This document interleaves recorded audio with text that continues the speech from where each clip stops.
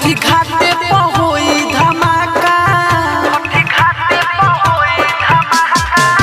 बाते काल के पाला न सुन बहका। छठी घाटे पर होई धमाका, केहू कोरही ना हमनी के महानहारे महानहारे हरे महानहारे। बाजी अकेलावा के गाना रे उहा नची है सह बहुत जाना रे।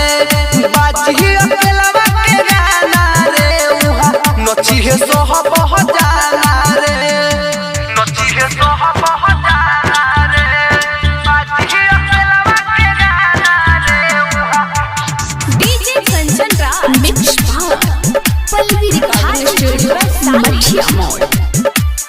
बाजी अकेलावा के गाना रे उहा नची है सह बहुत जाना। अब नहीं केहू से डरे के बा, परमिशन बनाए घरे के बा। छठी माई के गाना बजा के डीजे पर डांस करे के बा। डीजे पर डांस करे के बा। अब नहीं केहू से डरे के बा, परमिशन बनाए घरे के बा। छठी माई के गाना बजा के डीजे पर डांस करे के बा। कमर हिलावला से केहू नहीं बाजी, निमन बाउर सुन सब केहू नाची। केहू मारी ना केहू के तहना रे तहना रे हरे तहना रे।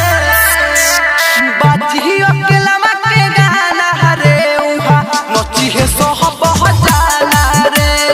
बाजी अकेलावा के गाना रे उहा नची है सह बहुत जाना रे। बाजी अकेलावा के गाना रे नची है सह बहुत जाना रे। डीजे कंचन राज हाजीपुर वैशाली मिक्स भाव पल्लवी रिकॉर्डिंग स्टूडियो मठिया मोड़।